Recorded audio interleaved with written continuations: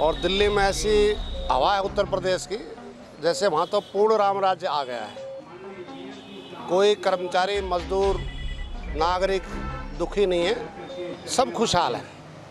लेकिन 2 दिन पिछले जो मेरा दौरा है उससे मालूम पड़ा कि ऐसा राम राज से अच्छा तो रावण राज है।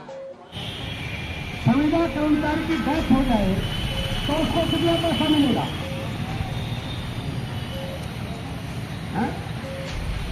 कुछ नहीं मिलता। ऐसा राम राज तो हमें यही दिखा है।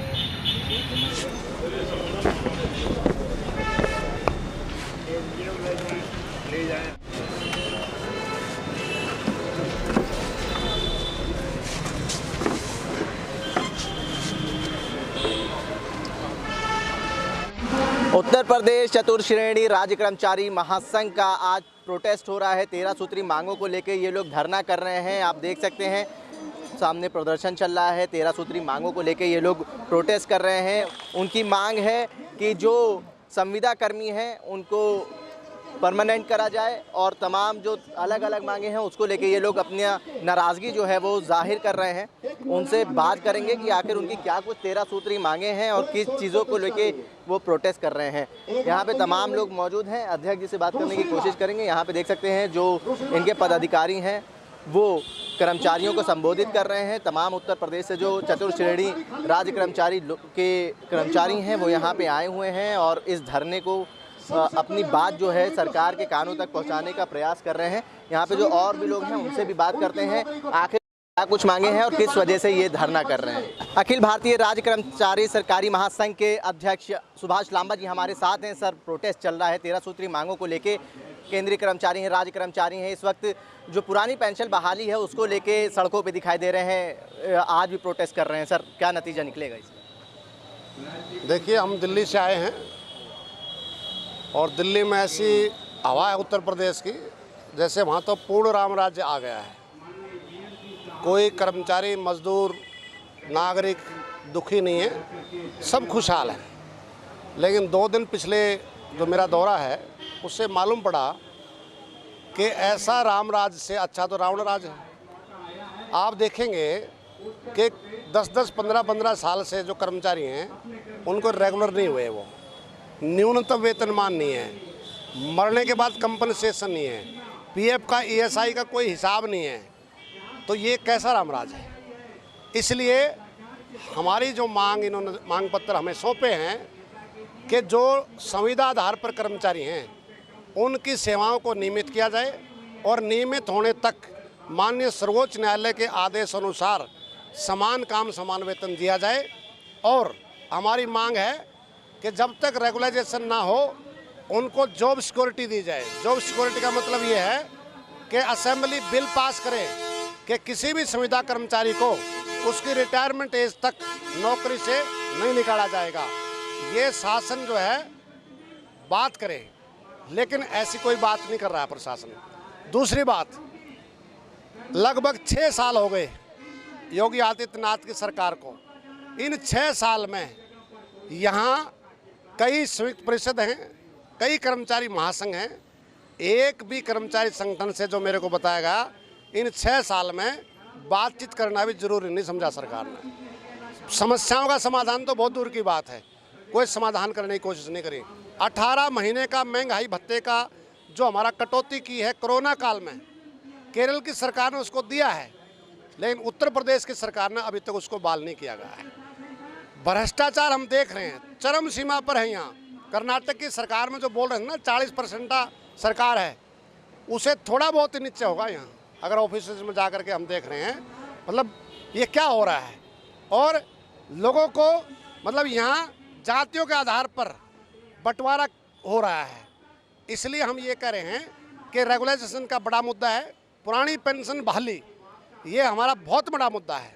इसलिए हम सरकार को कह रहे हैं कि अगर सरकार ने पुरानी पेंशन बहाली नहीं की, रेगुलाइजेशन नहीं की, और ये जो निजीकरण की जो प्रक्रिया है, जो सबको सार्वजनिक क्षेत्र के विभागों को, उपक्रमों को जो अपने चहेते पूंजीपतियों के हवाले किया जा रहा है, अगर उस पर रोक नहीं लगाई, 60 लाख पद केंद्र में और राज्यों में खाली पड़े हुए हैं, इनको अगर नहीं भरागा, बेरोजगार रोजगार नहीं दिया गया और डेमोक्रेटिक और ट्रेड यूनियन राइट्स के ऊपर जो हमले हो रहे हैं उन पर रोक नहीं लगाई गई।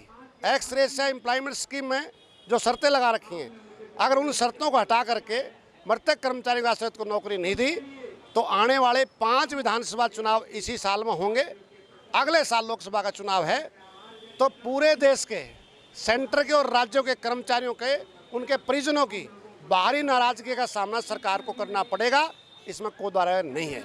इसके अलावा भी हम कह रहे हैं कि जो पोस्टें खाली पड़ी हैं आप उनको भर नहीं रहे हैं। आपका कहना है कि वेतन कहाँ से आएगा?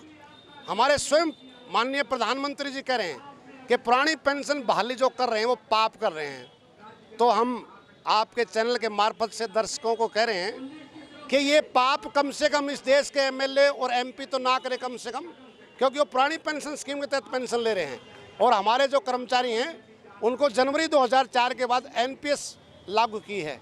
तो उस पाप से बाहर निकलें, पुण्य में आए, इस पाप को हमें करने दें। हम ये कह रहे हैं ये पाप नहीं है, ये करोड़ों कर्मचारियों का अधिकार है जिसको संघर्ष के बल पर हम हासिल करेंगे। और India state government employees federation ने पूरे देश में राष्ट्रव्यापी आंदोलन का ऐलान किया है। अब हम जुलाई तक सभी जिलों में जा रहे हैं, स्टेट्स में कन्वेंशन हो चुकी हैं। उसके बाद 9 अगस्त को जो भारत छोड़ो आंदोलन की बरसी है उस पर हम देश के सभी राज्यों से जत्थे शुरू कर रहे हैं। सभी शहरों में, महानगरों में, कस्बों में कर्मचारियों कार्यस्थलों पर जाएंगे और 3 नवंबर को दिल्ली में रैली करेंगे और वहां केंद्र सरकार के खिलाफ एक निर्णायक आंदोलन का ऐलान करेंगे। सभी जो यूनियन है एक साथ इकट्ठा होकर ये आंदोलन करेंगी या आप लोग अलग करेंगे? सभी यूनियन इकट्ठा होकर के, हमने बैंक वालों से, बीमा वालों से, डिफेंस वालों से, रेलवे वालों से सबसे बातचीत हमने किया है।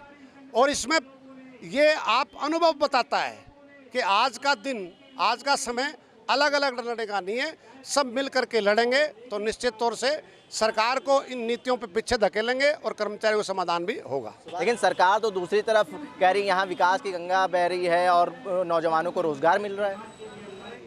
हम ये करें विकास की जो गंगा है वो हमें तो दिखाई दी नहीं, या तो हमारा चश्मे का नंबर उसके बढ़ गया हो। विकास की गंगा तो हमने दिखाई दी नहीं, भ्रष्टाचार की गंगा जरूर हम दिखाई दे रहे हैं और कर्मचारियों का शोषण।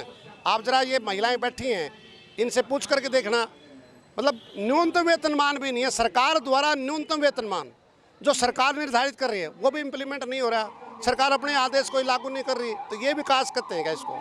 तो कोई विकास उस तरीके से नहीं है। काफ़ी सालों से आप लोग पुरानी पेंशन बहाली का मुद्दा उठा रहे हैं, क्या लगता है जो तमाम यूनियन है क्या वो असहाय महसूस कर रही हैं इस वक्त? ऐसा नहीं है, ये पुरानी पेंशन बहाली ना, ये स्टेट तो है ही है, लेकिन जब तक PFRD act, pension fund regulatory development act, ये संसद के द्वारा पारित है, जब तक वहाँ से रद्द नहीं होगा, जब तक राज्य सरकार जो बहाल करेंगी वो स्थायी नहीं है।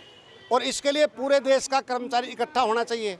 वो धीरे धीरे करके हो रहा है, लेकिन आप ये समझिए कि इसका फैसला कहाँ होगा? पार्लियामेंट में होगा। पार्लियामेंट में 300 से ज़्यादा सीटें भाजपा की हैं, सत्ता के नशे में हैं, उनको समझ में नहीं आ रहा। हिमाचल में और कर्नाटक में अभी थोड़ा सा ट्रेलर दिखा है, तो हो सकता है सरकार अब कुछ संज्ञान ले और इस पर PFRD एक्ट रद्द करे, पुरानी पेंशन बहाल करे। नहीं करेगी तो निश्चित तौर से आंदोलन आगे बढ़ेगा, आंदोलन के दम पर ही हासिल होगा। मेरा पूछने का मकसद ये था कि जो यूनियन की पावर देखी जाती थी, मानी जाती थी, तो क्या वो अब कम नज़र आ रही है इस बीजेपी की गवर्नमेंट? पावर नज़र कम नहीं आ रही, ये नवोदारीकरण का दौर है।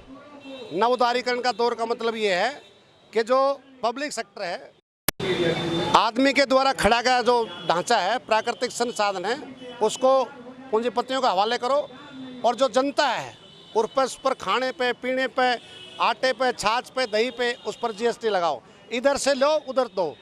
तो ये दौर बदला हुआ है। इस बदले हुए दौर में इस देश की सारी सेंट्रल ट्रेड यूनियन, एक BMS को छोड़ करके और सारे कर्मचारी संगठन एक प्लेटफार्म पर आ गए हैं और निश्चित तौर से आने वाले बहुत जल्दी समय में आपको एक निर्णायक आंदोलन दिखाई देगा और सरकार को पीछे हटना पड़ेगा। एक आखिरी सवाल सर, सरकार कह रही है कि ये अमृतकाल चल रहा है, क्या कर्मचारी के लिए, सरकारी कर्मचारियों के लिए ये अमृतकाल है?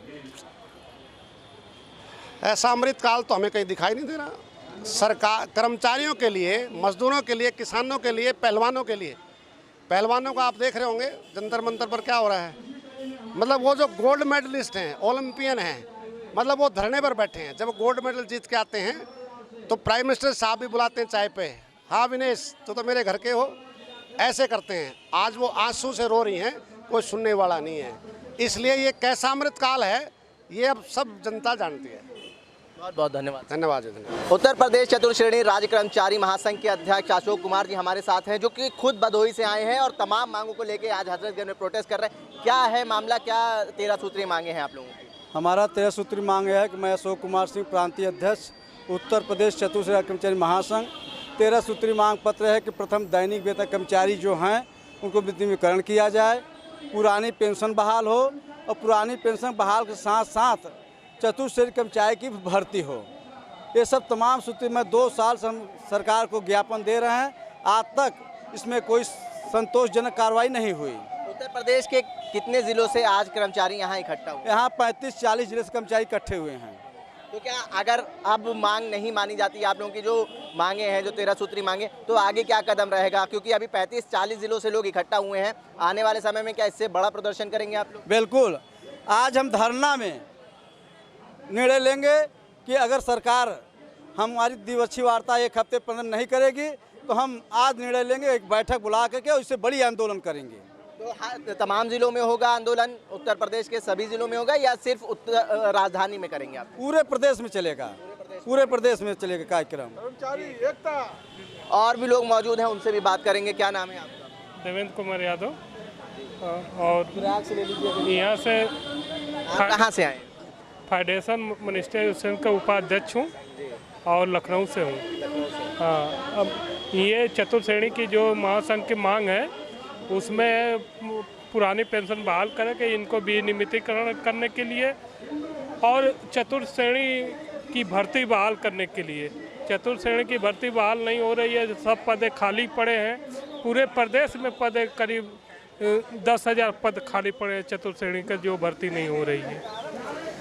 ये तमाम जो चाहे केंद्रीय कर्मचारी हो चाहे राज्य कर्मचारी हो, पुरानी पेंशन बहाली को लेके अपनी आवाज़ बुलंद करते हुए नज़र आ रहे हैं। अभी ऑल इंडिया रेलवे फेडरेशन के जो अध्यक्ष थे उनसे भी हमारी बात हुई, वो पुरानी पेंशन को लेके बड़ा आंदोलन करने की फिराक में है। लेकिन अब देखिए उत्तर प्रदेश चतुर्श्रेणी राज्य कर्मचारी भी सड़कों पर उतरा है। उनकी भी मांग है कि जो पुरानी पेंशन है उसको बहाल करा जाए। तमाम जिलों से आज कर्मचारी इकट्ठा हुए हैं और इनका कहना है कि अगर सरकार अब हमारी बात नहीं सुनेगी तो आने वाले समय में इससे बड़ा आंदोलन करेंगे। जनसंदेश टाइम्स के लिए कैमरा पर्सन जिशान खान के साथ आकिब मिराज खान, लखनऊ।